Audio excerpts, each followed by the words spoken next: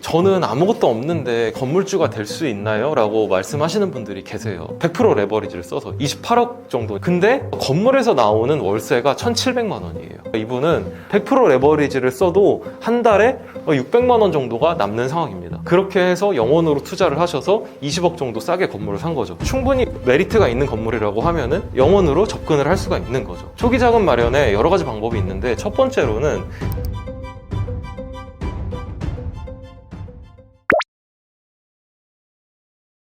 영원으로도 건물을 투자할 수 있냐라고 생각을 하면은 사람들은 불가능하다라고 생각하는데 충분히 가능합니다. 그 이유는 우리가 아파트에서부터 한번 천천히 생각을 해볼게요. 네, 저도 아파트 투자가 가장 먼저였어요. 제가 송도에 지역주택조합 아파트를 그때 분양가가 3억 정도 분양을 한다고 해가지고 5천만 원 계약금을 넣습니다. 그때 이제 얘기를 했을 때 3억짜리 아파트가 전세가 얼마예요? 하면은 전세가 1억 5천 이상은 맞춰질 거라고 했어요. 결론은 뭐냐면은 1억 5천 제 돈이 필요하다는 거예요. 근데 아파트 같은 경우는 자 보세요. 3억짜리 아파트에 전세 1억 5천. 절대로 매매가가 전세가를 할 수 없습니다. 전세가가 더 높아질 수가 없어요. 빌라 갭투도 똑같죠. 매매가와 전세가가 비슷은 하지만 전세가 더 높아질 수는 없어요. 근데 건물 시장은 그렇지가 않아요. 우리가 상가를 생각해 볼게요. 상가 수익률 몇 프로야? 라고 하면은 사람들이 내 상가 수익률 4%야, 4.5%야 라고 하거든요. 그 수익률은 역으로 생각하면 뭐냐면은 내가 10억짜리 상가를 수익률이 5%가 나온다고 하면은 한 달에 500만 원을 상가에서 벌어들이는 겁니다. 근데 우리가 1금융권, 신한은행, 우리은행, 국민은행에서 돈을 빌려요. 얼마에 빌릴까요? 절대로 5%가 넘는 이자는 청구하지 않습니다. 그러면은 지금 기준으로 4%인데 그럼 내가 어떻게 돼요? 월세를 받아서 은행 이자를 내고도 100만 원이 남는 현상이 나타납니다. 이게 상가 투자였기 때문에 사람들이 아파트 투자를 하다가 상가 쪽이 수익률이 잘 나온다고 해서 넘어가는 건데, 상가는 건축비와 분양 대행사, 시행사, 여러 가지 기타 중간 비용이 많이 들어갑니다. 하지만 건물 투자는 똑같아요. 상가랑 똑같은데 상가는 옆에 상가 시세가 있으면 내 상가의 시세도 정해져 있어요. 하지만 건물은 개별성이 엄청 확고해요. 그래서 사람들이 들어오기 어려워하고 있죠. 그래서 제가 그 부분을 이제 알려주고 있다 보니까 어떻게 이 분야에서 그래도 1인자가 되었는데, 충분히 내가 싼 건물만 알 수 있다라고 하면은 그 싼 것만 보는 능력이 있으면은 충분히 내가 수익률을 높일 수 있는 게 건물 투자 시장이라는 거죠. 예를 들어서 저 또한 제가 44억짜리 건물을 샀는데 이게 감정가가 60억이었어요. 그러면은 저는 16억 정도 싸게 산 거거든요. 16억을 어떻게 싸게 살 수 있었을까를 생각하면은, 이게 만약에 60억짜리 아파트였다고 하면은 50억에 올렸으면 바로 팔렸겠죠. 55억에도 바로 팔립니다. 지금 경매 가보시면은 아파트는 경매가에서 10% 싸면 팔려요. 하지만 이게 건물이었기 때문에 금액이 내려가도 안 팔린 거예요. 44억짜리 건물이 월세가 얼마가 나왔냐면요, 380만 원이 나왔어요. 수익률이 1%가 되지 않았어요. 저는 미쳤다고 왜 샀냐요. 그 건물을 볼 수 있는 눈을 가졌기 때문에 그 건물을 샀고, 현재는 거기서 월세가 1,900만 원이 나오고 있습니다. 60억짜리 건물을 44억에 사서 380만 원 나오던 이자 나오던 세입자들을 내보내고 현재 월세가 1,900만 원 정도, 1,800에서 1,900만 원 정도가 찍히고 있고, 저는 건물을 사면서 은행에서 대출을 받았겠죠. 은행 이자는 1,400만 원입니다. 아무것도 하지 않아도 500만 원이 남고 있어요. 충분히 영원으로 건물 투자를 할 수 있고, 저 또한 영원으로 건물 투자를 하고 있습니다. 물론 영원으로 투자를 하려면은 이 구조를 잘 이해를 하고 감정가보다 시세보다 싼 물건을, 사정 있는 물건을 저렴하게 매입을 해서 내가 디벨롭 행위를 해야 되는데, 그 디벨롭이 막 건물을 부수고 새로 짓는다거나 아니면은 뭐 엘리베이터를 놓고 대수선을 한다거나 그런 게 아니에요. 그냥 시세보다 싸게 샀기 때문에 내가 매입한 금액에서 수익률이 잘 나올 수 있는 건물, 그런 건물을 사면은, 그리고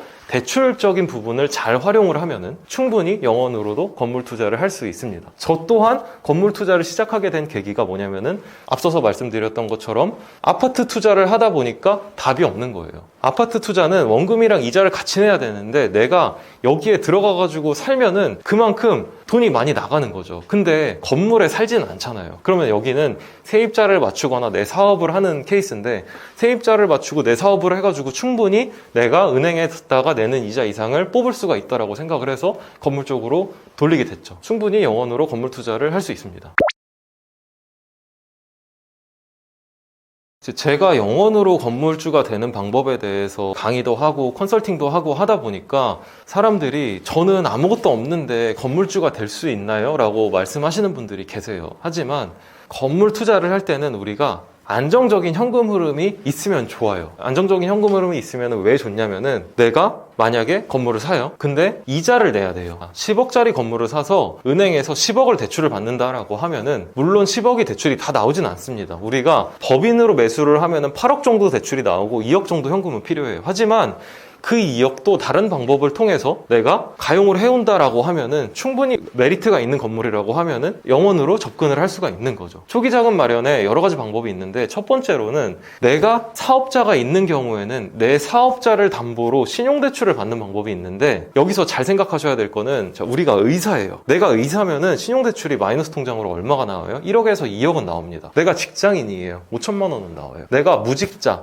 프리랜서, 소득이 찍혀있지 않은 사람이에요. 마이너스 통장을 만들어주지 않습니다. 자, 여기서 생각하는 건 뭐예요? 신용이 좋은 사람일수록 은행에서 많이 빌려준다는 거예요. 근데 이게 개인이 아니라 회사로 들어갑니다. 사업자. 사업자의 신용대출은 그 사업자가 얼마나 탄탄하냐에 따라서 많이 빌려주기도 하고 적게 빌려주기도 해요. 그러면은 내가 건물을 사기 위해서는 내가 안정적인 현금 흐름이 있는 사업을 한다라고 나라한테, 국세청한테, 그리고 은행한테 어필을 해야 돼요. 그 어필을 하는 방법을 이제 제가 뭐 여러 가지 이제 강의를 통해서 알려드리고 있거든요. 그런 부분이 책 있는데 책에도 나와 있고 본문이나 영상 댓글에 제가 200만 원 받고 하는 컨설팅이 있거든요. 그 링크랑 그리고 건물 투자를 실제로 할 수 있는 방법에 대해서 담아놨으니까 그걸 좀 이제 참고를 해보시면 좋을 것 같아요. 링크를 달아둘게요. 여기까지 보신 분들은 어느 정도 투자에 대한 니즈가 있으신 분들이니까 초기 자본금을 그렇게 사업자에서 가용을 할 수도 있어요. 근데 그 사업자들은 나라에서는 사업자한테는 관대해요. 내가 개인으로 집을 산다고 하면 주택에 대한 대출을 규제를 하지만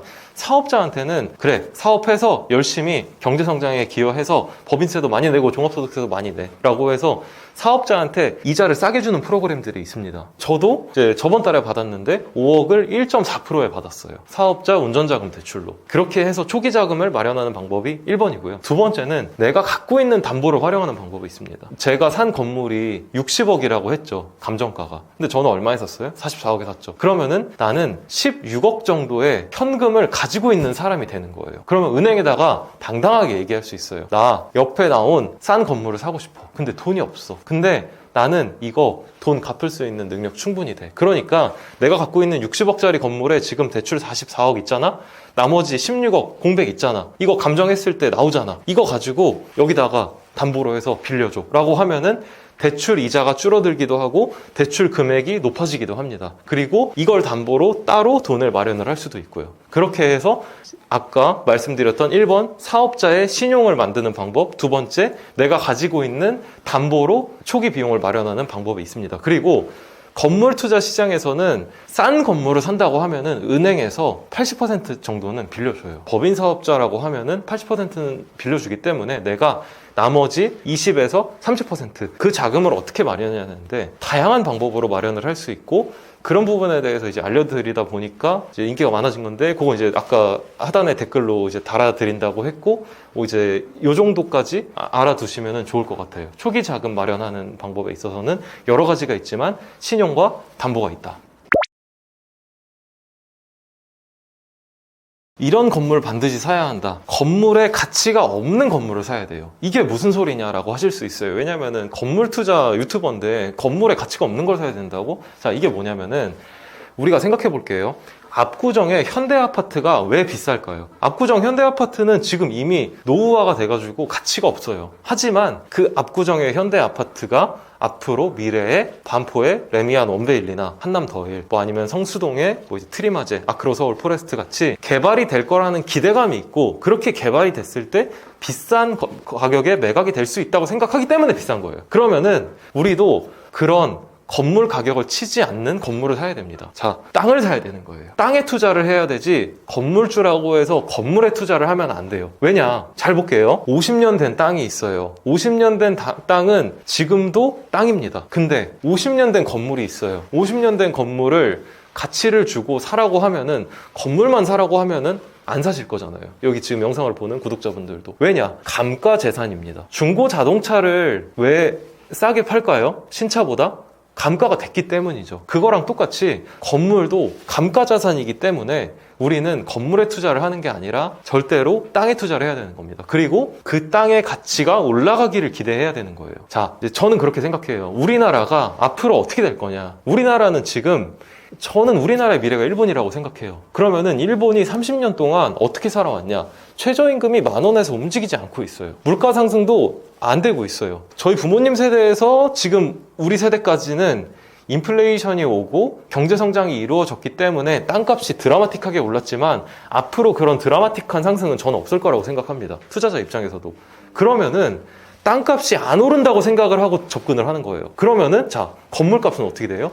땅값은 오르지 않는데 건물값은 내려가요. 그럼 내 자산 가치는 하락하는 거죠. 그렇게 보수적으로 접근을 해야지 앞으로의 건물 투자 시장에서 살아남을 수 있습니다. 그렇게 하기 위해서는 자, 압구정 현대아파트 안에 리모델링 하면 살만해요. 그런 것처럼 건물도 한 20년 정도 되면은 건물의 가치가 0원이에요. 그런 건물을 매수를 해서 내가 최소한의 리모델링만 해서 그 공간에서 임대료를 받는 거죠. 그래서 그 임대료로 내가 은행 이자를 지불을 하는 거죠. 그리고 토지의 가치가 상승할 때까지 기다리는 겁니다.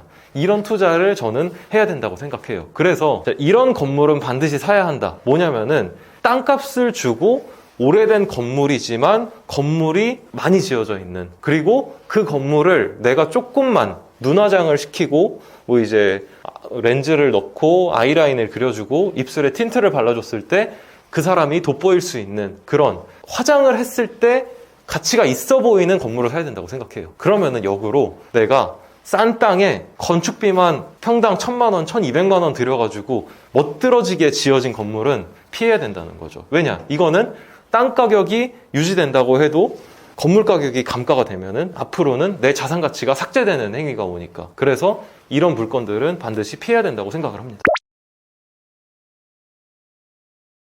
제가 2달에 한 번씩 무료 강의를 하는데 그 무료 강의에 요번에도 이제 할 거거든요. 요번에도 하는데 75명의 사례가 등장을 합니다. 그래서 제가 한번 라이브를 찍으면은 7시간씩 하는 이유가 그거예요. 이런 좀 실제로 영원으로 건물주가 된 자세한 사례들을 보고 싶으면은 저 이제 하단에 링크 걸어둘 테니까 거기를 참조하시면 되고, 대표적인 사례 3개 정도를 제가 말씀을 드려볼게요. 하나는 이분은 평범한 주부였어요. 그런데 건물을 사고 싶다고 저한테 찾아와서 그러면은 당장 지금 돈 벌고 있냐? 또 돈을 안 벌고 있다는 거예요. 그래서 일단 현금 흐름부터 만들어라 해서 앞서 말씀드린 내가 현금 흐름을 만들어서 그 현금 흐름을 가지고 대출을 받을 수 있게끔 도와드렸어요. 그래서 안산에 파티룸을 창업을 하십니다. 파티룸을 창업을 하셔서 한 달에 순수익으로 300에서 400만 원 정도의 순수익이 나오는 거예요. 시설 투자금을 한 4천만 원 정도 들이셨거든요. 그리고 지금은 권리금 8천만 원에 내놓으셨어요. 그리고 한 달에 400만 원이라는 순수익이 생기니까 그 다음에 제가 10억짜리 건물을 사라고 했습니다. 10억짜리 건물을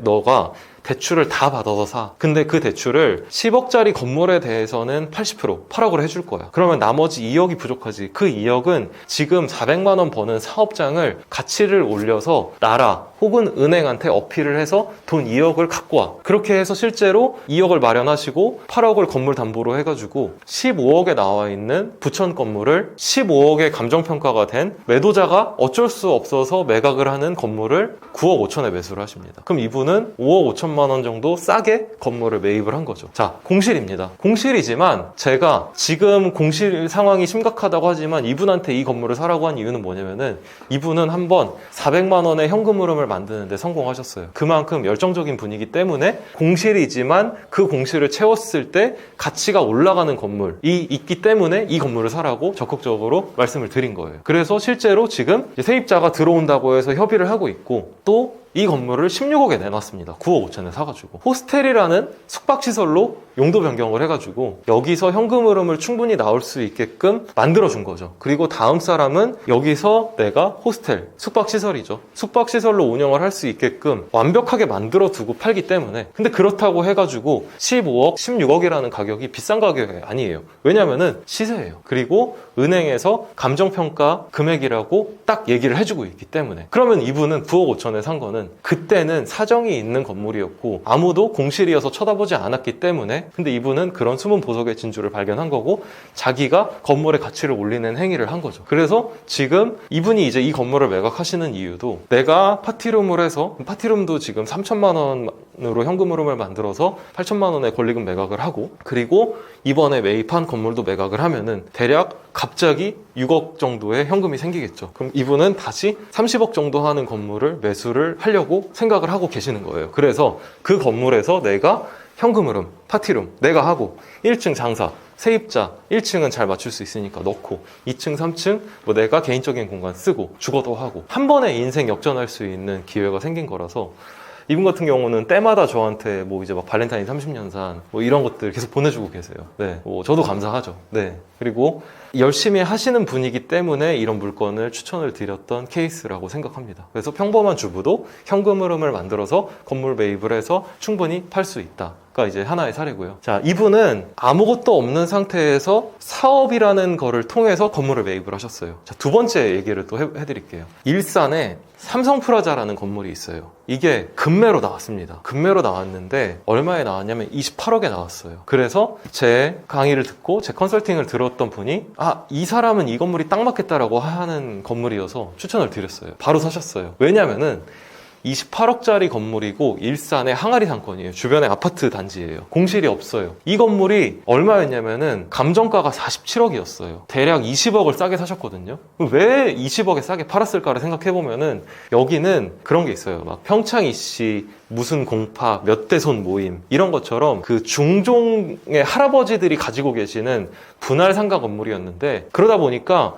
지분이 얼마 안 되는 거예요. 근데 할아버지들이 이제 팔자, 나이 들었으니까 이거 팔고 그냥 노후 생활 자금 하자 해서 그냥 싸게 던지신 거죠. 근데 지금 작년에 사셨는데 부동산 경기가 얼어있다 보니까 싸게 내놔도 안 팔리니까 이 가치를 알아볼 수 있는 사람들은 얼마 없고, 근데 이분은 아무것도 안 갖고 계셨거든요. 그래서 제가 건물을 사라. 근데 담보가 있으셨어요. 그래서 가지고 계시는 아파트나 이런 담보를 활용해서 돈을 마련을 합니다. 그렇게 해서 아파트나 기존에 갖고 있던 담보를 해서 100% 레버리지를 씁니다. 그래서 한 달에 대략적으로 이자가 1,000만 원이 나가요, 이분이. 네, 100% 레버리지를 써서 28억 정도니까. 근데 여기서 건물에서 나오는 월세가 1,700만 원이에요. 그러니까 이분은 100% 레버리지를 써도 한 달에 600만 원 정도가 남는 상황입니다. 그렇게 해서 영원으로 투자를 하셔서 20억 정도 싸게 건물을 산 거죠. 자, 이분은 제가 말씀드렸던 두 번째, 담보에서 자산을 끌어왔어요. 네, 자, 이분은 어떻게 이런 투자가 가능했을까요? 담보가 있었기 때문에 가능한 케이스인 거죠. 그러면은 이분 두 번째 건물은 어떻게 투자하면 될까요? 당연히 기존에 갖고 있던 건물에 20억이라는 자산이 있는 거죠. 그러면은 한 달에 600만 원이라는 돈이 남아요. 600만 원은 대략 우리가 10억을 빌린다고 해볼게요. 10억을 4%에 빌리면 400만 원이거든요. 그럼 대략 15억을 빌리면 600만 원이죠. 한 달에. 15억을 현금으로 빌려올 수 있는 거예요. 그 건물에서. 그럼 15억짜리로 또 다른 수익률이 4%가 넘어가는 100억짜리 건물을 사면 됩니다. 이게 건물 투자가 한 번이 어렵지만 두 번, 세 번은 쉬운 가장 대표적인 케이스입니다. 내가 비싼 건물을 잘못 사면 평생 물리지만 시세 이하의 싼 건물을 매수를 하면은 이런 기회가 충분히 많이 생겨요. 네, 이게 이제 두 번째 사례고, 세 번째 사례는 군인이었던 제 청년이 있어요. 그 청년이 아파트 경매, 공매 모든 걸 다 해보고 건물 투자에 대한 게 궁금증이 생겨가지고 이제 어떻게 저를 알게 돼가지고 제가 무료로 하는, 두 달에 한 번 무료로 하는 그 강의가 있는데 거기에 들어오신 거죠. 그래서 사기꾼 아니야? 라고 이제 의심을 하다가 이제 사기꾼이 아닌 거를 판명을 했죠. 네, 인스타 제가 팔로워가 한 6만 명 정도 되거든요. 거기서 이제 일일이 다 찾아본 거예요. 60명의 건물주 사례를. 그랬더니 사기가 아닌 것 같네 하고 이제 제가 알려주는 뭐 여러 가지 플레이들을 이제 다 듣습니다. 그러고 나서 9억짜리 건물을 6억에 샀어요. 근데 그 건물이 수익률이 5.8%였어요. 이 건물 같은 경우는 부부가 싸움을 했어요. 그래서 부부의 불화로 어쩔 수 없이 팔아야 되는 물건인데 시장에 내놔도 안 팔리니까 그냥 싸게 던지자가 된 거죠. 그래서 수익률 5%짜리를 매입을 해서 지금 어떻게 하고 있냐면은 자기가 지하 공간에다가 사업 아이템을 넣고 그렇게 해서 수익률을 10% 정도 올리려고 하고 있습니다. 감정가는 10억, 감정가는 9억이고 이 사람이 매매하려는 가격은 9억 정도예요. 근데 9억에 판다고 했을 때 수익률이 5%가 넘어요. 다시 세입자만 세팅한다고 하면은, 제가 부천에 있는 제 건물을 샀던 케이스랑 똑같은 건데 단순히 세입자만 바꿔가지고 시세에 파는 전략으로 앞으로 이 건물을 매매를 할 계획입니다. 사람들은 그러면은 6억에 샀는데 어떻게 9억에 팔아라고 하겠지만 6억에 산 거는 내가 건물을 보는 눈이 있으니까 싸게 산 거예요. 사정이 있는 거를 캐치를 할 수 있는 능력이 생겼으니까. 그리고 9억에 파는 거는 시세에 파는 거예요. 근데 부동산은 이제 아까 말씀드렸던 신축 건물이 아니고 노후 건물이고 건물만 예쁘게 꾸며놓으면 충분히 그 동네에서 팔릴 수 있는 소액 금액이기 때문에 접근을 합니다. 그러면 그때 나는 시세에 팔고 나와서 내가 또 생긴 3억, 4억이라는 현금으로 다시 20억짜리 건물에 투자를 하는 거죠. 이런 케이스가 너무 많아요. 그래서 제가 이거를 일일이 말씀을 드리는 것보다 이제 여기까지 보신 분들이라고 하면은 어느 정도 관심이 있을 거라고 저는 생각해요. 그래서 좀 더 자세한 내용 보시고 싶으면은 이제 링크로 들어오셔라. 네, 그렇습니다. 일단 진짜 부자들은 절대로 내가 부자라는 거를 얘기를 하지 않아요. 저는 부자가 아니기 때문에 이렇게 말씀을 드리지만 주변에 정말 성공하시고 부자이신 분들을 보면은 내가 얼만큼 잘났다라는 거를 어차피 이분이 얘기를 하지 않아도 주변에 평판이랑 명성이 있기 때문에 다 알아요. 내가 당당하게 나 이만큼 했어, 나 이만큼 매출을 하고 있어, 나 이만큼 벌고 있어 라고 얘기를 하는 거는 그만큼 나를 알아줘라고 하는 건데, 이미 그 업계나 아니면은 성공을 하신 분들은 그럴 필요가 없기 때문에 굳이 주변 사람들한테 나를 노출시키지 않아도, 그리고 그걸로 다른 이득을 취하고 싶어 하지 않으시기 때문에 그 정도에 올라가면은 오히려 더 겸손해진다고 생각을 하시면 될 것 같아요. 그리고 실제로 그런 분들이 주변에 대부분이더라고요. 부자들은 절대로 자기가 부자라는 거, 자기가 돈 자랑을 하는 거는, 행위는 이제 하지 않습니다. 그리고 또 부자들은 항상 주변에 부자들을 둬요. 장난으로 이제 이런 얘기를 하거든요. 내 주변에 사이코가 있냐? 내 주변에 근데 돌아봤는데 사이코가 없다. 그러면은 내가 사이코인 거다. 주변 환경이 나를 만든다라고 하는데 이건 정말 맞는 것 같아요. 이제 제가 운영하는 플랫폼이 하나 있어요. 근데 그게 막 이런 뭐 유튜브 채널이나 이렇게 대형 플랫폼이 아니라, 저는 이제 카톡방을 하나 만들어 놓고 거기에 한 10,000명 정도가 있거든요. 근데 그 카톡방에서 뭐를 하냐면은 광고나 이런 것도 없어요. 그냥 내 업종, 만약에 내가 뭐 이제 BHC 치킨을 한다라고 하면은 나는 뭐 BHC 송도하고 슬러시하고 뭐 치킨집 사장님, 이런 식으로 내 업종과 직업을 닉네임으로 하게끔 해요. 그러고 나서 우리가 챗GPT를 많이 쓰잖아요. 챗GPT를 쓰면은 답변이 빠른데 그보다 더 현실적인 대답을 그 톡방에서 물어봤을 때 할 수 있어요. 내가 치킨집 창업하고 싶은데 치킨집 창업하려면은 요즘 어떻게 돼요 하면은 옆에 있는 치킨집 사장님들이 다 와가지고 막 첨언을 해줍니다. 그러다 보면은 내가 자연스럽게 내 업장을 홍보할 수 있는 기회가 오는 좀 선순환 시너지 효과가 나오게 되거든요. 이런 톡방을 만든 것 자체가 내 주변 사람들을 나같이 성공, 이제 이 유튜브를 보시는 이제 구독자분들도 어느 정도 부자에 대한 관심이 있으니까 성공을 하고 싶은 욕구가 있는데, 내 주변에 내가 만약에 직장인이에요. 그러면은 이런 관심이 없는 사람들이 주변에 많이 있거든요. 그들과 같이 있다 보면은 나도 그들하고 동화될 수밖에 없어요. 그래서 사람들이 사업자, 커뮤니티, 모임 이런 데에 나가는 건데, 그런 모임에 나가면은 비용을 많이 써야 돼요. 막 뭐 8만 원, 10만 원? 근데 저도 부가적으로 벌어들이는 수익이 있고 그냥 이런 사람들이 모여서 낼 수 있는 시너지가 되게 많다고 생각하거든요. 그렇기 때문에 이제 어떻게 오늘 이 자리에 온 것도 그런 인연이 돼가지고 이제 대표님이 초대를 해주신 건데, 그런 사람들을 저는 곁에 둬야 된다고 생각합니다. 나랑 결이 맞는 사람, 나랑 똑같이 행동하고 싶어하고, 나 같이 부자가 되고 싶어하고, 나와 같이 성공하고 싶어하는 사람들을 곁에 둬야 되고, 이런 것들을 이제 하나의 카르텔이라고 하는데, 저는 비용을 따로 받지 않아요. 그냥 제 주변 사람들은 모여가지고, 물론 이제 10,000원 받습니다. 10,000원 받고 모여라. 그 다음에 10,000원짜리 선물로 돌려줘요. 그렇게 해가지고 서로 선순환을 이어가다 보면은 그 커뮤니티가 되게 견고해지거든요. 그래서 부자가 되고 부자들은 절대 이것을 안 한다 라고 하면은, 부자들은 이것을 한다라고 이거를 꼭 한다라고 하면은 내가 주변에 나보다 나은 사람들을 두려고 노력을 한다. 만약에 그런 노력을 하고 싶은데 비용과 시간을 아끼고 싶다 하면은 제 커뮤니티에 들어오세요. 무료니까. 그것도 이제 밑에 링크에 남겨두도록 하겠습니다. 또 부자들은, 내가 부자면은 돈이 많아서 부자인데 절대로 돈을 중요하게 생각을 하지 않아요. 돈보다 더 중요하게 생각하는 건 시간이에요. 예를 들어서 제가 이제 사람들을 만나다 보면은 그런 게 있어요.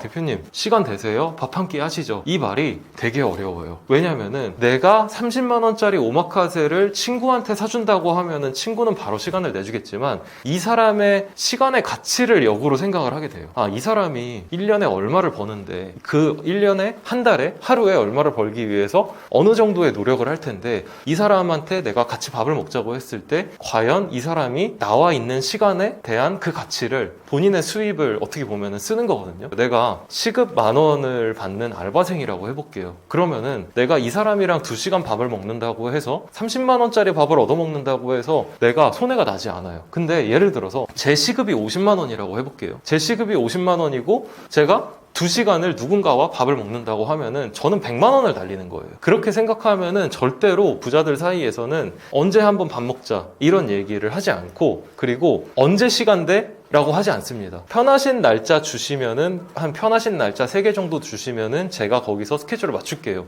이런 식의 대화가 흘러가게 됩니다. 그래서 부자들은 절대로 돈보다 시간을 더 중요하게 생각한다고 저는 이제 말씀을 드리고 싶어요. 그렇기 때문에 또 부자들은 약속 시간에 대해서 되게 타이트해요. 항상 누군가의 약속을 하면은, 저는 그렇거든요. 2시에 약속이다 하면은 저는 1시 반에 와요. 왜냐면은 제가 이 사람하고 약속 시간이 있는 이유는 이 사람과 나의 시간을 더 효율적으로 쓰기 위함인데, 제가 거기서 30분 이렇게 늦어버리면은 그 사람의 시간을 저는 뺏는 거거든요. 근데 그 시간은 다시는 없을 시간이거든요. 그게 돈의 가치로 따지면은 뭐 이제 얼마다라는 것보다 그 사람의 시간을 뺏는다는 것 자체가 되게 신뢰되는 행위거든요. 특히 그 시간이 소중한 사람한테는 더더욱일수록. 그리고 그 시간은 어떻게 보면은 이 사람이 더 많은 돈을 번다라고 하면은 충분히 그 시간의 가치는 돈으로 환산하면 더 커지겠죠. 하지만 우리가 돈을 목적으로 모임이 있는 거잖아요. 미팅이라는 건 항상 내가 발전할 수 있고 상대방이 발전할 수 있는 자리를 더 만들어 나가기 위해서 있는 건데, 그 시간에 늦어버리면 이거는 저는 예의가 아니라고 생각하고, 그리고 주변에 있는 부자들도 똑같이 이런 생각을 합니다. 사실 저는 이제 부자는 아니지만 자산이 많은 거지 절대로 순자산이 많은 건 아니에요. 이게 무슨 말이냐면은, 자산은 대출도 포함이 됩니다. 내가 은행에 끌고 있는 빚. 근데 순자산은 내가 순수 가지고 있는 현금 캐시인데, 그래도 어느 정도 여유가 생겼을 때 달라지는 것들이 뭐냐면은, 제가 어딜 가도 아쉬운 소리를 하지 않아도 된다는 게 좀 저는 커요. 예를 들어서 제가 이제 아까 커뮤니티를 하고 있다고 말씀을 드렸는데, 그 커뮤니티가 한번 제가 행사를 개최하면은 쓰는 돈이 한 2천에서 3천만 원 정도가 나가요. 왜냐면은 공간 대관해야지, 뭐 케이터링 업체 불러야지, 각 연사들 초대해야지, 또 행사로 요번에도 이제 북콘서트를 한번 하는데, 제가 이제 에르메스에서 한 1,000만 원 정도 그 명품을 갖고 올 예정이거든요. 그래서 오신 분들도 감사하잖아요. 그러니까 나눠드릴 건데, 제가 만약에 여유롭지 못했다고 하면은 저는 이런 행사를 주관을 하지 못했을 거예요. 근데 제가 내 사람들, 어떻게 보면 이제 제 구독자들, 이런 이제 영상을 봐주시는 대표님들한테 감사해서 편하게 나눠줄 수 있는 이유는, 저도 어느 정도 소득이 되기 때문에 이런, 좀 누구는 기부를 하지만 저는 그래도 내가 모르는 사람보다는 나한테 관심을 가져주고 나한테 좋은 영향력을 준 사람들한테 나눠줄 수 있다는 게 정말 가장 큰 행복인 것 같아요. 그게 내 주변 사람들이면은 나의 커뮤니티일 수도 있고, 그리고 내 가족이 될 수도 있고요. 어디 가서 그냥 뭐 밥을 먹을 때도 예전에는 가격표를 보고 내가 이제 내 배우자 혹은 내 부모님, 뭐 이제 뭐 내 여자친구 이런 식으로 가격표를 보고 여기서는 안 돼라고 했다면은, 그래도 조금의 여유가 생겼을 때는 그런 거에 대해서 구애받지 않고 내가 편하게 살 수 있다라는 게 정말 행복한 것 같아요. 네. 그래서 부자가 된 이후에 달라진 삶이라고 하면은, 아직 부자는 아니지만 지금 갖고 있는 자산을 계속 유지하기 위해서 더 노력하면서 살아가는 것 같아요. 이게 뭔 소리냐라고 하실 수도 있지만, 제가 만약에 100만 원이 있다라고 하면은 제 100만 원은 자산 가치로 따지면은 크게 변동이 없어요. 하지만 제가 1억이 있다, 100억이 있다, 1000억이 있다라고, 1000억 없지만 해볼게요. 그러면은 제가 그냥 현금으로 1000억을 가지고 있어도 환율이 1000원일 때 제 1000억과 환율이 1470원이거든요, 오늘. 1470원일 때 제 100억의 가치는 달라집니다. 그러면은 내가 내 1000억이라는 돈을 유지하기 위해서는 저는 또 환율 공부를 해야 되는 거예요. 이런 식으로 어느 시점이 오면은 내 자산을 지키기 위해서, 그 자산을 지키는 이유가 내 주변 사람들, 예를 들어서 저는 제 커뮤니티 안에, 제 카르텔 안에 속해 있는 사람들한테 계속 베풀기 위해서, 그러면서 시너지 효과를 내기 위해서, 아니면 내 가족들한테 더 맛있는 거 돈 걱정 안 하고 먹여주기 위해서, 이렇게 유지하기 위해서 살게 되는 것 같아요. 행복합니다. 네, 그래도 뭐 행복합니다. 저는 그래서 20대로 돌아갈래라고 하면은 저는 안 돌아갈 것 같아요. 20대로 돌아가서 청춘을 누릴래라고 하면은 저는 절대로 돌아가지 않을 것 같습니다. 지금이 더 행복해요.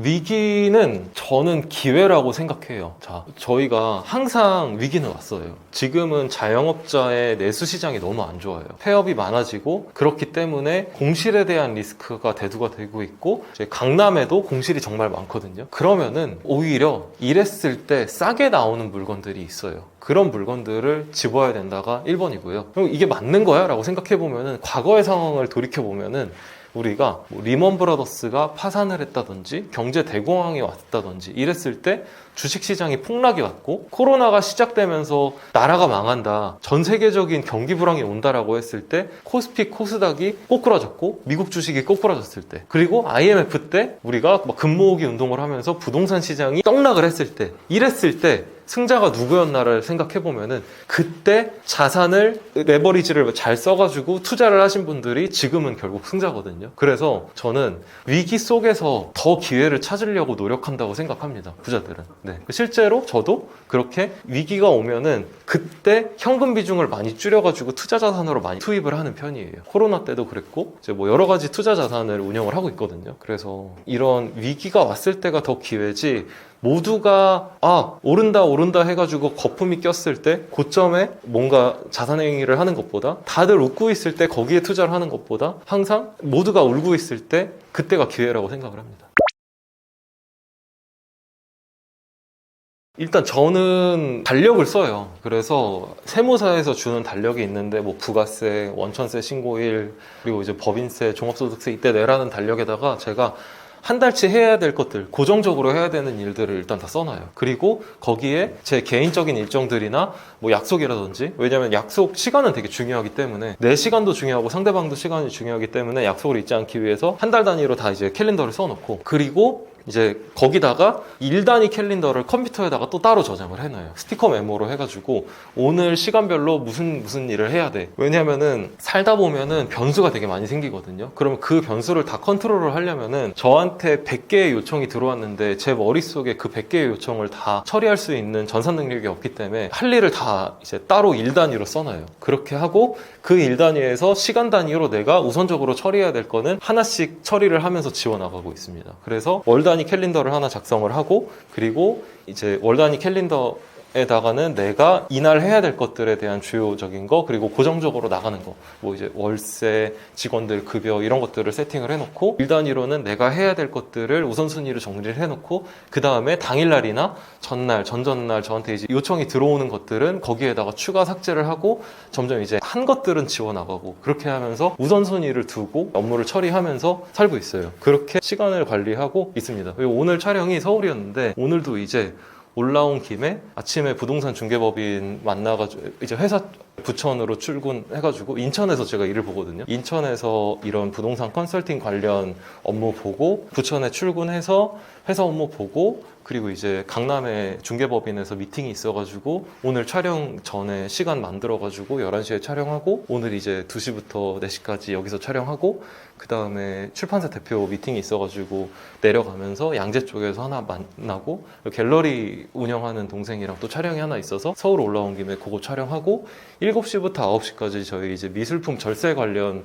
세미나가 있어요. 이제 커뮤니티랑 수강생들 대상으로 무료로 이제 재능 기부하는 건데, 그거 이제 참석하고, 그리고 나서 다시 회사 돌아가는 일정으로 짜가지고 올라온 김에 많은 일을 하고 있습니다. 윈도우에 스티커 노트라고 그냥 메모장 같은 거 하나 띄워놓고 대신 컴퓨터나 다 원격으로 해가지고 계속 볼 수 있게끔 하고 있습니다. 네.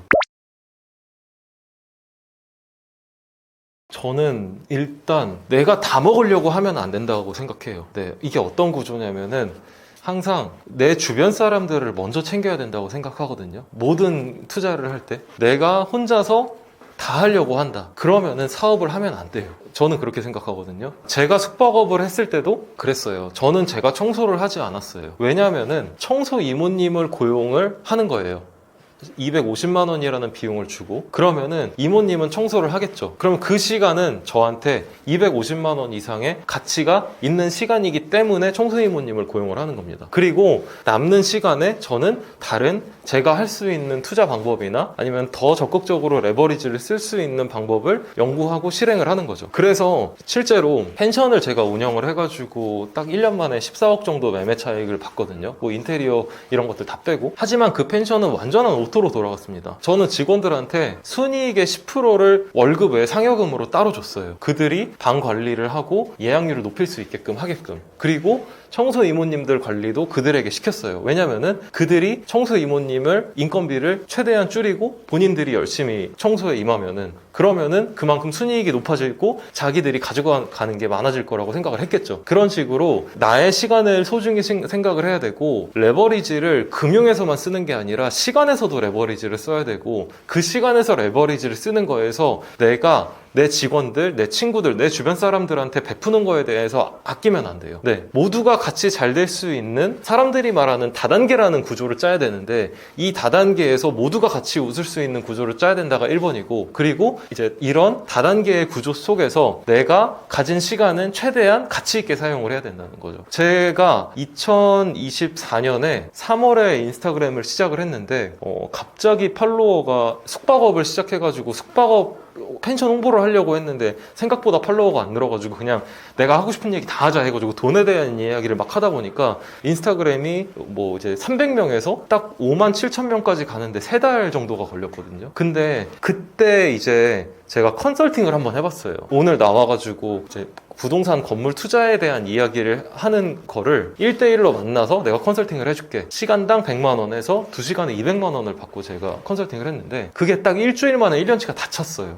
그러면은 남들은 그렇게 생각할 수 있어요. 이제 8월부터 본격적으로 시작했거든요. 저렇게 해가지고 돈 벌면은 시간당 100만 원이면 되게 돈을 많이 버는 거네. 하지만 저는 그 시간에 컨설팅을 하는 시간보다 제가 더 다른 일을 하면은 가치가 있을 거라고 생각을 했기 때문에 2025년 1월 1일부터 아예 하지를 않고 있습니다. 네, 이것도 어떻게 보면은 누구 입장에서는 되게 배부른 소리 하네지만 제 입장에서는 제가 청소를 하지 않고 청소 아주머니한테 이제 월급을 드리고 맡겨가지고 시간을 레버리지 하는 그런 거라고 생각을 하면 될 것 같아요. 그래서 부자들이 기사를 쓰는 이유도 저는 이해가 가요. 기사를 쓰고 그 시간에 내가 운전을 하지 않고 다른 일을 하면은 더 많은 가치를 창출을 할 수 있으니까. 네. 근데 아직 저는 그 정도까지는 아니라서 그냥 열심히 제가 운전하고 테슬라 타고 다녀서 자율주행 딱 켜고 그러고 다니기 때문에 그렇습니다. 네. 그래서 항상 레버리지를 적극적으로 활용을 해야 된다. 근데 그 레버리지가 대출을 일으켜가지고 내가 돈을 레버리지 하는 것도 있지만 시간을 레버리지 하는 것도 꼭 신경을 써야 된다. 그리고 시간을 레버리지 투자함에 있어서 매몰되는 비용은 아끼지 말아야 된다. 그리고 그 매몰되는 비용을 충분히 내 주변 사람들한테 챙겨준다고 하면은 나한테 더 큰 이제 스노우볼 효과로 나한테 더 크게 돌아온다. 제가 이제 저는 건물 투자 관련된 컨설팅을 하고 있지만 제 밑에 현금 흐름에 대한 서포트를 해주는 지인들이나 강사들이 한 15명 정도가 있는데 이들도 무급으로 일을 하고 있어요. 그냥 저와의 관계가 좋고 그리고 하다 보면은 또 자기한테 의뢰를 주는 사람들이 제 카르텔 안에 있는 사람들이 그쪽으로 가가지고 거기서 또 하나의 시너지가 나니까 그런 식으로 저는 가야 된다고 생각합니다. 일단 우리가 부동산이라고 하면은 제일 먼저 떠오르는 게 강남이거든요. 강남의 부동산이 어떨까를 생각을 했을 때는 사실 지금에 봐서는 저는 지금 강남 건물에 투자한다는 거는 딱히 잘못된 선택이라고 생각을 합니다. 왜냐면은 우리가 부동산도 트렌드가 있는데 지금의 트렌드는 결과적으로 말하면은 숙박업이에요. 왜 숙박업이 됐냐? 현재 금리가 내려가고는 있지만 그 전까지 고금리 기조가 대략 3년 정도가 유지가 됐거든요. 그럼 그 고금리 기조가 유지됐을 때 어떻게 우리가 시장에 접근을 할 수 있었냐라고 하면은 금리가 높은데 건물 가격이 코로나 시절에 이미 너무 많이 올라 버렸어요. 그러다 보니까 내가 기존에는 10억짜리 건물이 20억이 돼버린 거죠. 근데 거기서 내가 샀죠. 20년, 21년에 건물을 샀어요. 건물을 샀는데 금리가 높아지니까 이거를 매매로 내놓으면은 싸게 팔 수가 없죠. 특히 지금 서울의 주택 가격을 보면은 아파트 같은 경우도 항상 이제 고가 아파트들만 올라가고 있습니다. 핵심 지역. 강남, 송파, 서초, 삼성동, 반포 이런 식으로. 건물도 똑같거든요. 강남 건물에 오래된 강남 건물을 디벨롭을 해서 신축을 하거나 리모델링을 해서 세입자를 맞추어도 옛날에는 맞춰줬어요. 왜 그랬냐면은 기존의 코로나 시절에 금리가 싸다 보니까 건물을 매수를 해서 디벨롭을 하는 거죠. 네, 신축을 하거나 리모델링을 해서 개발을 해서 그때는 스타트업 회사들이 많이 들어오던 시기였거든요. 경제 호황이었어요. 그만큼 세입자도 많이 맞춰졌는데 지금은 그런 분들이 경기가 안 좋아지다 보니까 다 나가고 있습니다. 자영업자도 마찬가지고. 그러다 보니까 강남 공실에 대한 문제가 많이 터지기 시작을 했어요. 땅 가격, 건물 가격은 비싼데 이미 비싼 가격에 내가 매수를 해도 수익률이 안 나오는 거예요. 세입자를 맞춰도. 그리고 그 세입자도 맞추기가 쉽지가 않고. 그러다 보니까 사람들이 어떤 시장으로 옮겨가기 시작했냐면은 수익률이 나오는 건물을 사자라고 들어가게 됩니다. 저 또한 그래서 이제 제가 책에도 써놨지만 저 또한 고금리 시기에 펜션을 샀어요. 제가 이제 11억짜리 건물을 1억 제 돈에 10억 대출을 받아서 11억에 매수를 해서 25억 정도에 팔았는데 그때 월 수익률 자체가 20%가 넘었거든요. 그런 식으로 사람들이 부동산에 투자를 하면서 내가 수익을 직접 낼 수 있는 부동산에 들어오기 시작합니다. 그래서 지금 부동산 상황은 숙박업이 하나의 트렌드가 되었다고 생각해요. 그러다 보니까 숙박업이 건물이 수요가 몰리면은 우리가 공급이 적어지는 거죠. 비싸져요. 건물 가격 자체가 비싸지다 보니까 마치 권리금 같이 숙박업이 되는 부분에 비싼 권리금을 주고 월세를 들어가듯이 건물 가격 자체도 토지 가격이랑 많이 올라가게 됩니다. 그런 현상이 지금 부동산에서는 나타나고 있고 이런 숙박업 트렌드 이전에 우리가 한 번의 트렌드였던 2020년부터 2022년까지 저금리의 부동산 상승기에 있었던 그때는 강남에 디벨롭을 하는 건물들이 트렌드였어요. 자, 다시 정리를 해보면은 23년, 24년에는 고금리를 대응하기 위한 내가 수익률을 낼 수 있는 내가 자영업자라고 하면은 내가 직접 들어가서 장사를 해서 건물에 이자를 낼 수 있는 건물들이 하나의 트렌드가 되고 있고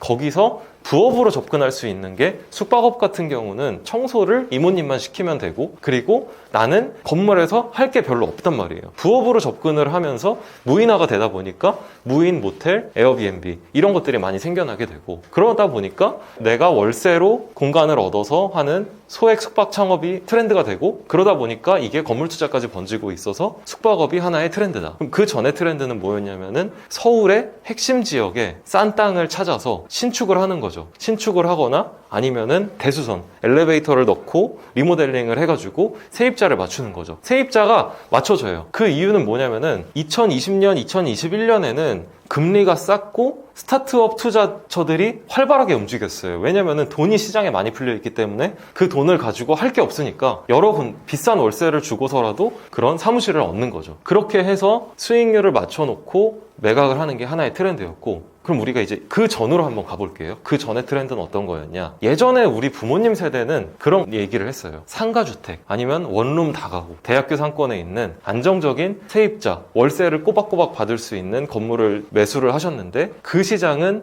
또 강남 건물, 서울 건물 디벨롭 이전의 시장이라고 생각합니다. 그때도 되게 많은 거래가 있었지만 이때 강남 건물은 왜 트렌드가 없어졌냐면은 경기가 안 좋아지면서 이제 지금 있는 사람들, 기존의 스타트업 회사들이나 이런 소형 회사들, 소기업들이 코로나 시대 이후에 비대면이 활성화되면서 집에서 재택근무를 하게 되면서 나가는 거죠. 그러다 보니까 트렌드가 꺾였고 그 전에 원룸 투자 같은 경우는 주택에 대한 규제를 나라에서 하기 시작하면서 꺾이기 시작했어요. 그리고 세금적인 부분이 지금 우리가 집을 사면은 집을 여러 채 갖고 있으면은 세금을 많이 내거든요. 그러니까 원룸, 다가구, 상가주택 같은 건물들도 하나의 집으로 표현이 되기 때문에 수익률이 높더라도 내가 세금으로 내야 되는 게 많으니까 한 번에 투자 트렌드가 꺾인 거죠. 그래서 예전부터 본다고 하면은 원룸, 다가구, 그리고 이제 상가주택, 그 다음 트렌드는 코로나 시대 이전에 새로 생긴 저금리 기조로 인한 강남 건물 디벨롭, 서울의 핵심 지역 디벨롭, 그리고 지금은 금리가 높다 보니까 그 금리를 대응하기 위한 사업 아이템, 숙박업 아니면 내가 건물에서 장사할 수 있는 자영업 이런 것들이 지금의 트렌드인데 다음 트렌드는 어떻게 변할지는 사실 예측을 하기가 힘들어요. 하지만 저는 그래도 내가 싼 건물을 매수를 해서 시세에 팔 수 있는 것들이 한 번에 또 트렌드로 다가올 거라고 생각을 합니다. 그 이유는 뭐냐면은 부동산 가격이 예전처럼 땅값이 미친 듯이 오르지는 않을 거라고 생각해요. 그러면은 그만큼 싼 걸 사서 시세에 파는 플레이를 해야 된다고 저는 생각을 해요. 앞으로는 이게 부동산의 트렌드가 될 거라고 저는 생각합니다. 일단 토어제라는 개념을 먼저 알아야 되는데 토어제라고 하는 거는 토지 허가 거래 구역을 지정을 한다는 거거든요. 토지 허가 거래 구역이라는 게 뭐냐면은 내가 집을 사고 싶은데 나라에서 집을 못 사게 막는 거예요. 왜냐? 집값이 계속 올라가니까 그 집값을 누르기 위해서는 너 여기 진짜 살 거 아니잖아. 너 이거 그냥 투자하는 거잖아. 그럼 못 사. 그렇게 나라에서 그 거래를 금지를 시키는 겁니다. 그러면은 우리가 어떤 일이 발생하냐면은 전세를 끼고 사는 갭 투자가 불가능하게 돼요. 근데 이런 토어제가 실행이 돼가지고 어떤 결과가 일어났냐면은 사람들은 잘 모르는데요. 반포의 집값이 왜 올라갔을까를 생각을 해보면 돼요. 반포의 집값이 왜 올랐냐? 3월 19일 날 발표된 토어제가 실행이 되기 전에 삼성동, 대치동, 잠실, 송파동과 같은 지역들이 많이 거래가 죽었어요. 왜 거래가 죽었냐면은 갭 투자 자체가 금지되니까. 그러면은 그 반사이익을 누가 받냐? 갭 투자가 되는 반포로 몰리는데 이게 풍선 효과라고 하거든요. 여기서 못하게 하면은 옆에 가가지고 한다는 거죠, 투자를. 네. 그래서 반포가 올랐는데 이번에 이제 토어제가 확대가 됐죠. 한 번 풀어줬어요, 토어제를. 토어제를 풀어주니까 대치동, 삼성동, 잠실 막 오르는 거예요. 사람들이 이제 저기 원래 투자로 묶여있는 데인데 이제 투자가 된다 해서 투자를 하기 시작하니까 거기가 올라가니까 정부에서 3월 19일 날 발표를 하면서 토지 거래 허가 구역을 3구를 묶어버립니다. 서울의 비싼 지역을 용산까지 포함해서. 그러다 보니까 이쪽 지역이 앞으로 거래가 뚝 끊길 거라고 생각을 한 거죠. 하지만 이거는 일시적인 방편이거든요. 그러면은 사람들이 어디에 갈까요? 당연히 그 옆으로 갑니다. 그 옆으로 간다는 거는 이제 여의도, 그리고 흑석동, 그리고 뭐 이제 성수동, 네, 그리고 기존에 우리가 마용성이라고 했죠. 마포. 이런 옆에 지역들이 저는 건물 가격이 올라갈 거라고 생각해요. 그러면은 이제 그렇게 지역 집값들이 올라가는데 주택 투자자 입장에서 모두가 생각할 수 있는 시나리오인데요. 여기서 건물 투자 쪽으로 생각을 해봐야 돼요. 자, 결과적으로 상급지는 먼저 오르고 그리고 밑으로 하급지로 갈수록 계속 같이 올라가요. 그래서 외곽 지역까지 같이 올라가는 건데, 자, 서울에 내가 주택에서 갭 투자를 할 수가 없게 됐어요. 그러면은 그 다음에 우리가 생각할 수 있는 거는 상업용 부동산이에요. 항상 그랬거든요. 역사적으로 보면은 우리가 가장 빨리 사고 팔 수 있는 주식이 먼저 올랐고 그 다음에 서울의 아파트가 올랐습니다. 그리고 그 서울의 아파트가 외곽 지역으로 퍼지면서 경기도권이나 인천권에 있는 아파트들이 올랐죠. 그리고 그 다음에 마지막 불을 지피는 거는 상업용 부동산이었어요. 제가 말하는 건물. 왜냐? 상업용 부동산은 규제에서 자유롭기 때문이에요. 규제에서 왜 자유롭냐? 주택 같은 경우는 나라에서 규제를 할 수밖에 없어요. 왜냐? 집이니까 거주에 대한 안정성을 제공을 해야 되니까. 하지만 우리가 DSR, LTV라는 대출 규제가 있는데 이 대출 규제는 다 주택에 대한 규제입니다. 하지만 건물이나 사업자 대출에는 DSR, LTV가 없어요. 이게 무슨 말이냐면은 사업은 계속 경제 성장을 해나가야 되기 때문에 규제를 많이 풀어준다는 거예요. 결과적으로 토지 허가 거래 구역으로 묶여서 서울의 상급지에 주택을 사고 싶은데 못 사요. 그러면은 이 사람들의 수요가 어디로 쏠릴지는 불보듯 뻔한 얘기거든요. 다음은 상업용 부동산으로 본다는 거죠. 근데 그 상업용 부동산이 서울의 핵심 지역일 거라고 저는 생각합니다. 그래서 토지 허가 거래 구역이 확대가 되고 그렇게 해서 서울의 핵심 지역을 규제를 하다 보면은 외곽 지역 부동산이 풍선 효과처럼 부풀어 오를 거고, 결과적으로 그 뒤에는 외곽 지역의 주택 투자를 서울의 핵심 지역을 투자하고 싶어 하는 사람은 하지는 않겠죠. 강남 반포에 집을 사려던 사람이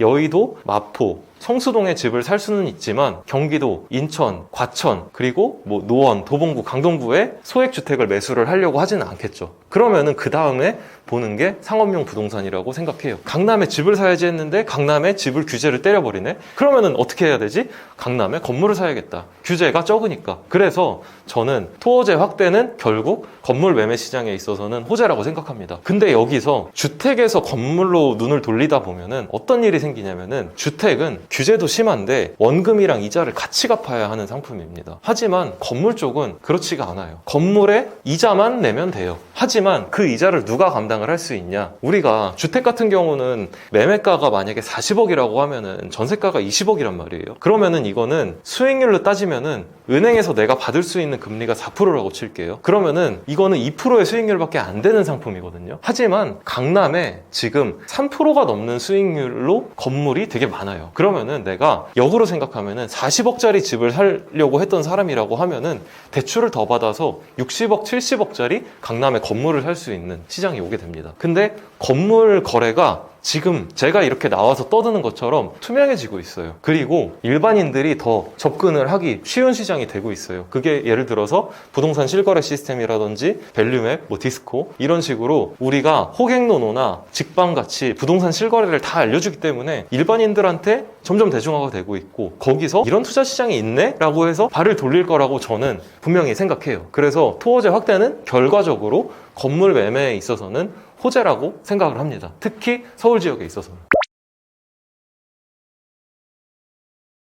결과로 보면은 저는 불가능하다고 생각해요. 이유가 뭐냐면은 지금 토지거래 허가구역으로 묶인 데는 일단 3월부터 9월까지 강남 3구와 핵심 지역이에요. 비싼 아파트들, 비싼 지역. 하지만 무주택자가 주택이 없으면서 강남 3구나 핵심 지역에 40억, 50억 하는 아파트를 한 번에 살 수 있는 확률은 저는 크지 않다고 생각해요. 그러면은 그들은 무주택자가 어떻게 올라오냐, 갈아타기라는 걸 하는데, 갈아타기를 하려면은 일단 집이 있어야 돼요. 그러면은 무주택자라고 하면 평균적으로 한 10억 정도의 아파트를 보겠죠. 서울 외곽 지역이나 경기도권에 5억에서 10억 정도 하는 아파트를 볼 텐데, 지금 토어제가 시행이 되면서 서민들의 대출도 규제를 하고 있어요. 이게 서민들의 대출을 왜 규제를 하냐면은 나라에서 집값을 안정화를 시키려고 핵심 지역을 딱 묶어놨어요. 그랬더니 풍선 효과로 옆에 지역들이 다 커지는 거예요. 부동산 매매가가 올라가는 거죠. 그러다 보니까 이거를 잡으려면은 일반인들도 대출을 못 받게 규제를 해야 돼 라고 해서 규제를 해버립니다. 근데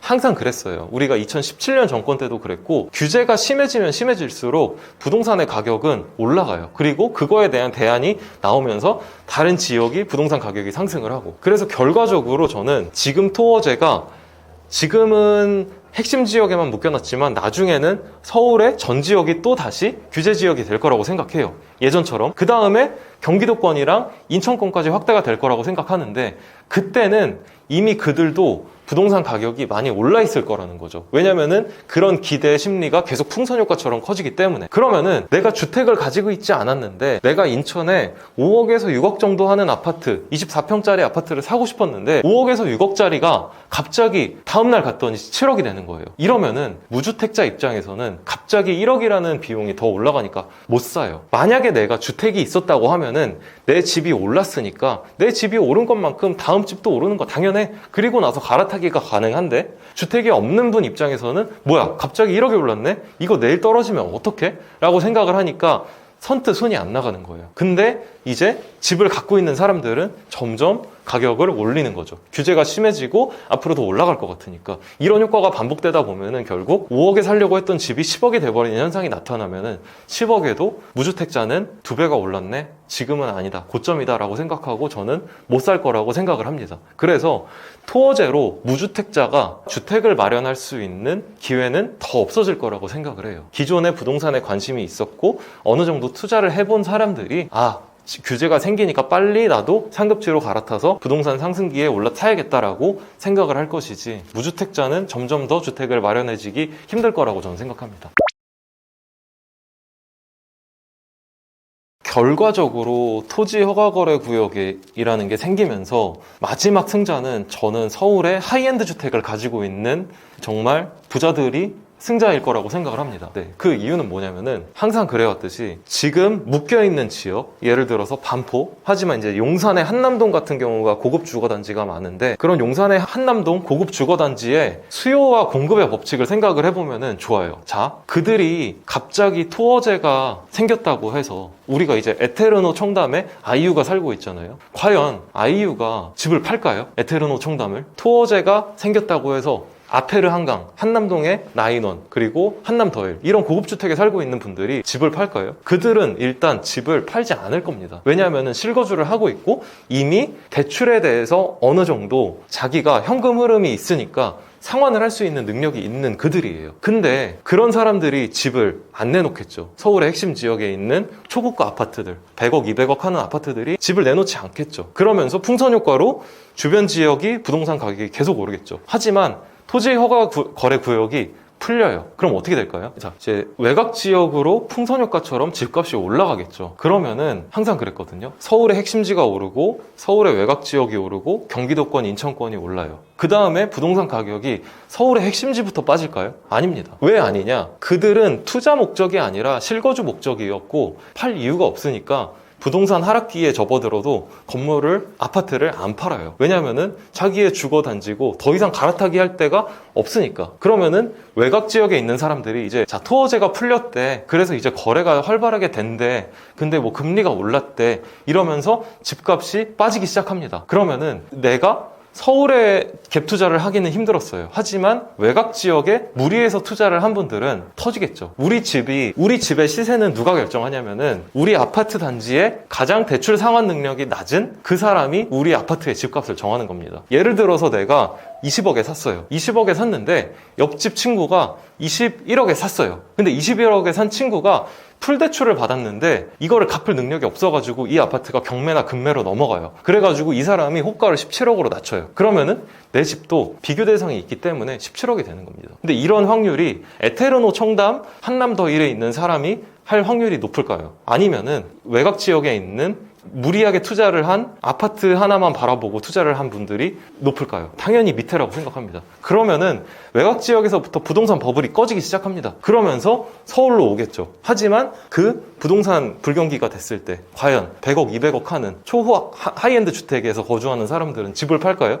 절대로 팔지 않습니다. 만약에 그들이 IMF가 오고 리먼 브라더스 파산 사태가 오고 경제대공황이 온다고 하면은 집을 팔지 않고 다른 부동산 자산을 처분할 거예요. 예를 들어서 강남의 건물이라든지 강남의 건물도 있고 하이엔드 아파트도 있어요. 그러면은 외곽 지역에 건물이 하나 더 있어요. 그러면은 외곽 지역에 있는 아파트를 팔아서라도 내 집은 지키려고 할 겁니다. 이런 현상이 상급지에서는 계속 일어날 겁니다. 그래서 우리가 도쿄에 있는 핵심 지역에 있는 아파트들이 수백억을 하는 이유는 저는 우리나라도 이런 흐름을 따라갈 거라고 생각을 해요. 그래서 투어제의 진정한 승자는 가장 최상위층에 있는 주택을 가지신 분들이라고 저는 생각합니다.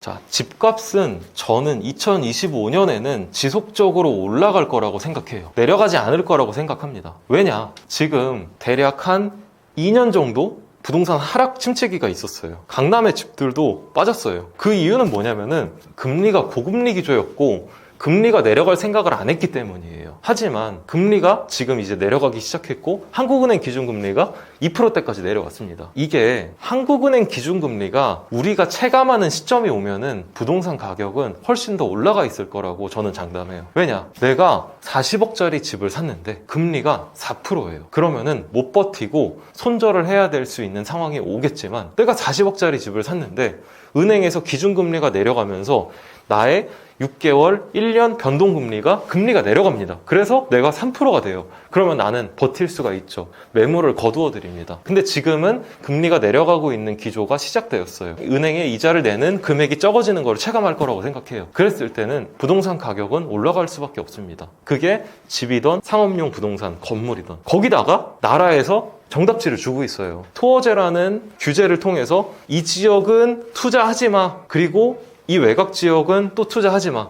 좀 더 기다리면 외곽 지역 또 여기는 투자하지 마. 왜? 오를 것 같으니까. 그러면은 결과적으로 봤을 때, 장기적으로 봤을 때 이 지역은 결국 오른다는 소리네가 정답이거든요. 나라에서 정답지를 주니까 금리는 내려가고 그리고 앞으로 이 지역에 투자하면은 오를 거니까 투자하지 마. 너네 투자 심리를 막는 건데 이게 영원할 거라고 생각을 하면 안 돼요. 부동산 정책은 항상 새로 생기고 거기에 탈출구는 새로 생깁니다. 그렇기 때문에 저는 2025년에는 부동산 상승 사이클이 올 거라고 생각을 해요. 네, 그리고 실제로 제가 이제 건물 투자 쪽으로 여러 가지 상담도 해드리고 그리고 투자에 관한 인사이트도 많이 풀어드리고 제가 만든 건물주가 대략 반년 동안 75명 정도 되거든요. 지금 시점으로. 급매물들이 시장에 나와서 소진되는 속도가 점점 빨라지고 있습니다. 왜냐면은 금리가 내려가고 어느 정도 이 시장을 한번 경험해 보신 분들은 지금이 투자해야 할 타이밍이라고 생각을 하기 때문이죠. 저는 25년 집값의 방향은 오른다라고 정확하게 말씀드릴 수 있습니다.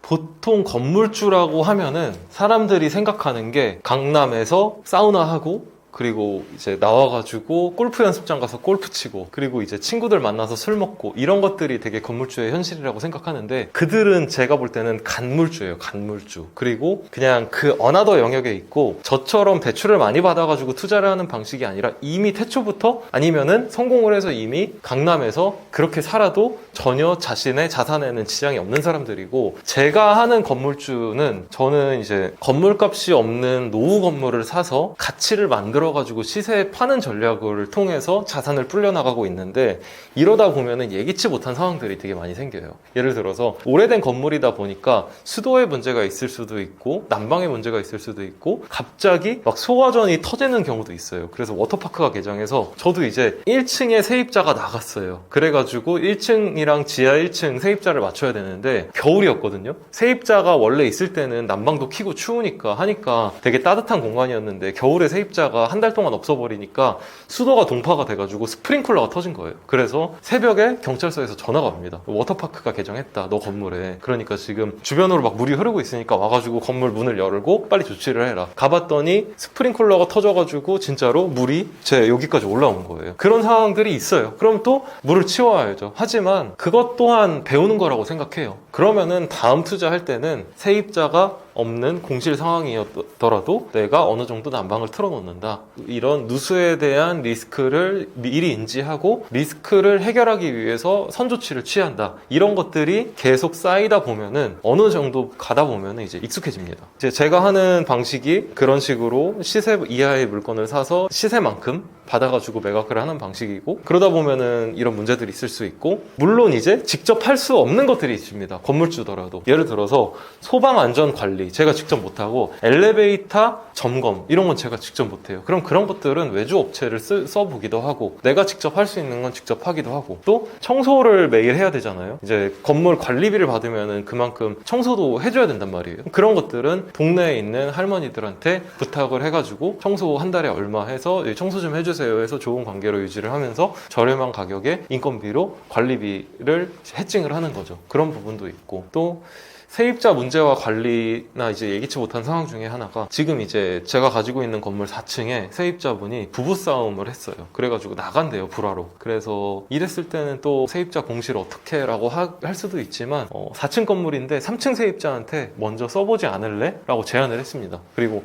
옥상 면적도 같이 써서 헬스장 지금 운영하고 있거든요. 근데 써라. 4층 100평 쓰고 옥상까지 써가지고 아예 그냥 이 동네에서 최고의 헬스장을 만들어 보는 게 어떠냐. 그렇게 했을 때 당신의 예상 매출은 이 정도일 거고, 그렇게 하면은 사실 이 월세 비용은 비싼 게 아니고, 저희가 엘리베이터가 없다 보니까 3층보다 4층이 월세가 싸거든요. 근데 그거를 3층 들어온 순간 헬스장 운동하러 오는 사람들은 걸어오고 4층까지 올라가는 것도 하나의 공간이라고 생각하기 때문에 리스크가 없다고 저는 보거든요. 그런 식으로 좀 하나씩 다 풀어가는 방법들이 있어서 이게 진짜 현실인 거죠. 어떻게 보면은 강남 건물주 그냥 떵떵거리고 사는 그런 분들도 있겠지만, 그래도 이 영상을 보시는 분들의 반 정도는 저와 같은 건물주의 삶을 사셔야 한다. 쉽지 않다. 그거를 좀 말씀드리고 싶습니다.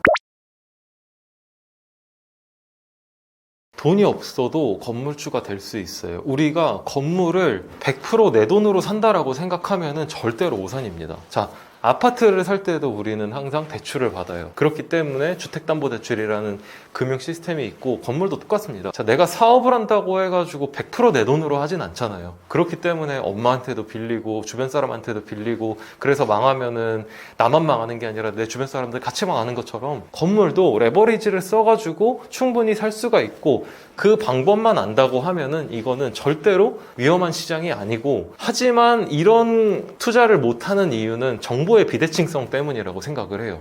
모든 사람들이 주거에 대한 니즈는 있기 때문에 아파트나 한 번씩 검색해보지만, 그 다음 아파트 다음 이제 왜 건물 투자에 있어서는 사람들이, 돈만 있는 사람들이 할 수 있는 거냐라고 생각을 할까를 제가 생각을 해봤거든요. 왜 그럴까 보면은 사회 구조적인 문제가 일단 1번입니다. 왜 그러냐, 우리가 이제 사회를 봤을 때 제 나이 또래 친구들을 보면은 일반적인 루트로 대기업 취직을 해요. 군대 갔다 와서 대학교까지 졸업을 해서 어느 정도 이제 내가 사회생활을 시작을 해서 한 3년 정도 사회생활을 한 정도라고 저는 생각해요. 남자라고 하면은. 그럼 이제 이때 무슨 리스크가 찾아오냐, 결혼이라는 리스크가 찾아옵니다. 결혼을 해야 돼요. 결혼을 하려면은 집 하나는 있어야 된다고 생각을 해요. 우리나라 구조상. 그러면은 집을 사기 위해서 알아봐요. 근데 그때 이제 부동산에 대해서 투자를 생각하게 되고 나 집 사야지. 집을 사서 뭐 할 거예요? 세입자 끼고 갭 투자할 게 아니라 자기가 살고 싶은 집을 찾는단 말이에요. 그러면은 그때부터는 원금이랑 이자를 같이 내야 되는 부동산 투자에 시장에 발을 들이게 됩니다. 근데 우리 월급이 처음부터 신입사원이 1억은 아니잖아요. 그럼 500만 원, 300만 원 수준인데 내가 집을 사면은 대출을 받을 거고 그 대출의 이자와 원금을 갚기 위해서는 내 월급으로 빠듯합니다. 그럼 여기서 다른 투자에 대한 생각을 전혀 못해요. 그냥 집 하나 사면은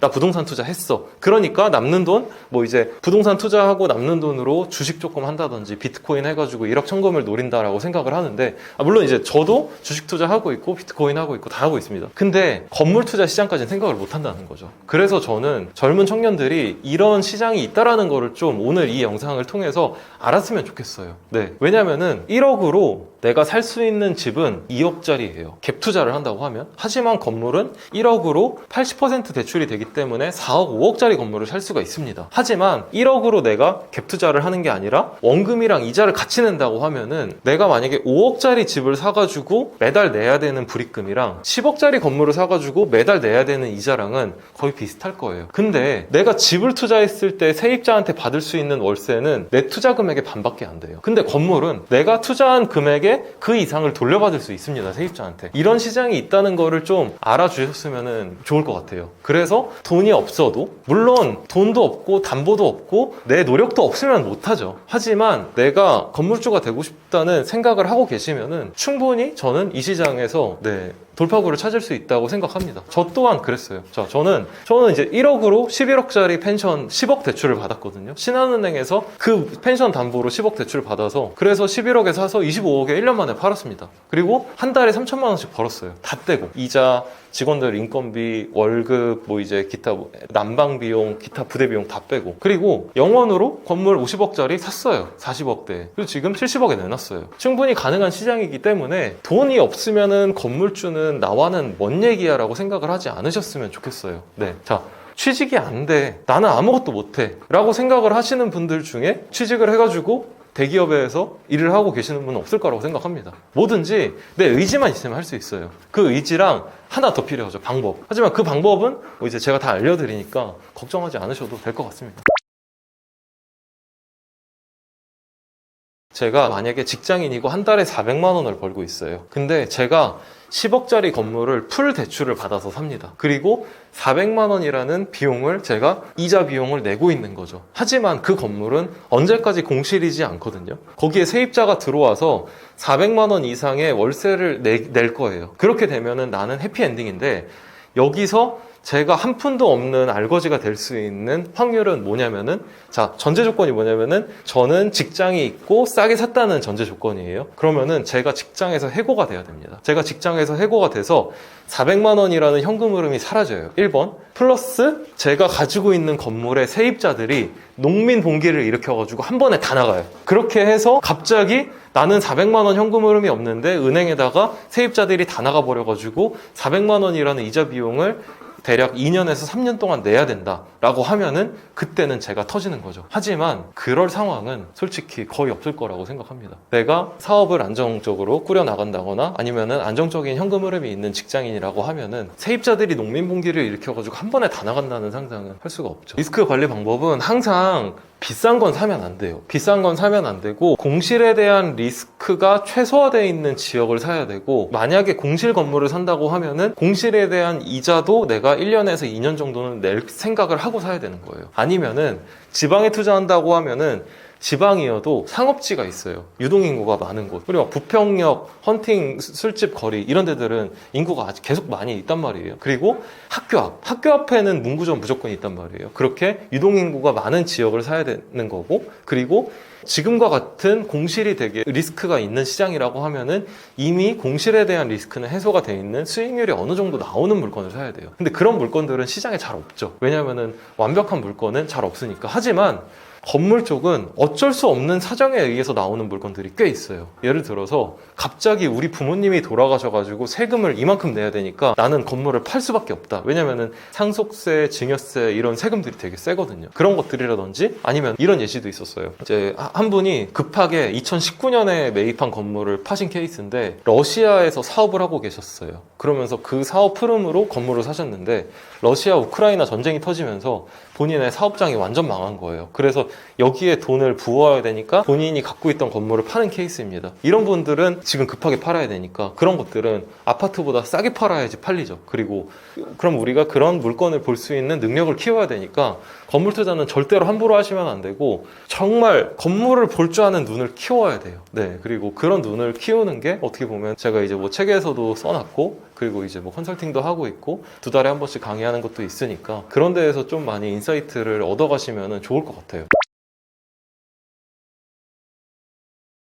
우리가 건물 투자라고 하면은 그냥 투자만 생각을 하시면 안 돼요. 마케팅이 절대적으로 들어가야 됩니다. 자, 건물 투자에서 가장 많은 질문을 하는 게 그럼 공실나면 어떻게 하거든요? 자, 그 공실을 채울 수 있는 방법 중에 하나는 왜 내가 건물을 사면은 왜 내 동네 부동산에만 건물 홍보를 하려고 하는지를 모르겠어요. 그리고 왜 그냥 주소, 희망, 월세, 보증금만 띡 적어가지고 문자나 전화로 얘기하는지 모르겠어요. 자, 우리가 마케팅 시장 지금 정보의 홍수에서 살아남으려면 뭘 해야 되냐? 음식점을 해도 네이버 플레이스 1페이지에 들어가야 됩니다. 그런 것처럼 건물도 내 건물을 예쁘게 보여서 부동산한테 그리고 프랜차이즈 업자한테 프랜차이즈 업종들한테 내 건물에 들어와 주세요를 입점 제한을 역으로 해야 돼요. 그리고 그렇게 했을 때 시너지 효과가 나오는 것들이 뭐냐면은 저는 그래요. 제가 이제 가지고 있는 건물 중에 하나가 1층이 공실이었어요. 그래서 저는 투썸 플레이스에다가 입점 제한을 했습니다. 내가 이렇게 건물을 좋은 걸 갖고 있는데 너네가 들어와서 투썸 플레이스 해보지 않을래? 그랬더니 까였어요. 대신 가맹점은 내줄 수 있대요. 그래서 저는 그 가맹점이 된다는 걸 가지고 어디에 갔냐면은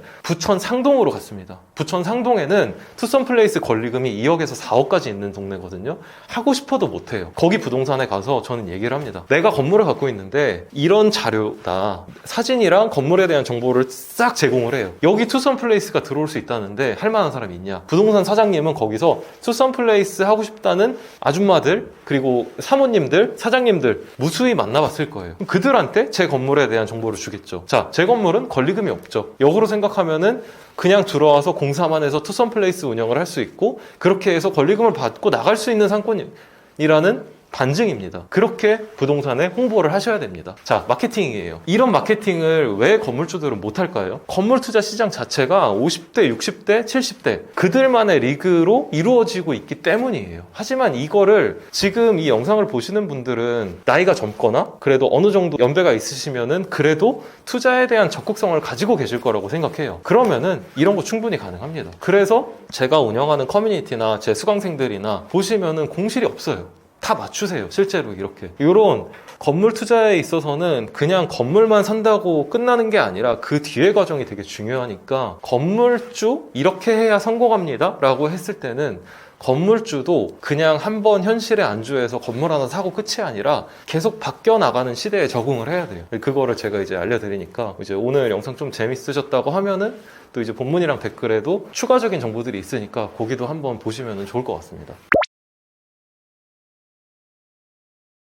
저는 일단 본업은 저는 제조업을 하는 공돌이에요. 근데 저도 이 투자 시장을 안 지는 제가 이 시장에 참여한 지 10년 정도이지만 제가 돈을 벌기 시작한 거는 저도 몇 년 안 돼요. 이런 방법을 대표님들도 충분히 제가 10년 전에는 알려주는 사람이 없어가지고 못했거든요. 근데 이제 오늘 영상 그리고 이제 제가 썼던 이제 월급쟁이 건물주로 은퇴하라 이 책 그리고 앞으로 있을 2달에 한 번씩 제가 무료 강의도 하고 그리고 또 이제 이 영상을 보신 분들은 아마 좀 투자에 대한 관심이 쓰실 거라고 생각해서 제가 200만 원 받고 했던 컨설팅을 온라인으로 하나 찍었거든요. 그거를 한번 링크를 밑에다가 보내드릴게요. 그런 부분들을 참고하셔서 실전 투자자입니다. 저도 실전 투자자이고 작년 말이죠. 이제 24년 12월에 제가 여의도 자이 아파트를 26억 8천에 샀는데 지금 한 34억 정도 하고 있어요. 여기도 레버리지를 많이 썼고, 그리고 그 전에 영원으로 50억짜리 건물을 44억에 사서 현재 70억에 팔고 있고 한 달에 500만 원 정도가 순이익으로 찍히고 있습니다. 또 그럼 이제 팔아봤냐 라고 하면은 11억 주고 산 펜션을 제 돈 1억에 대출 10억을 받았어요. 그렇게 해서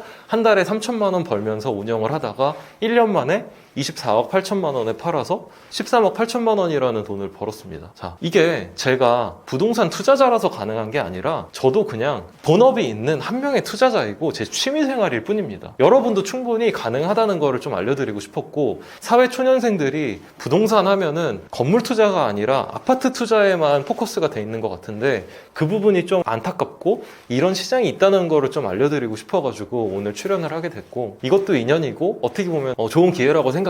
그래서 앞으로 이제 저도 채널 인스타그램, 유튜브 영끌남이라는 필명으로 활동을 하고 있고 책도 쓰게 됐는데 지금 또 경제경영 1위에 올라와 있거든요. 앞으로의 활동 많이 지켜봐 주시고 응원해 주셨으면 감사하겠습니다.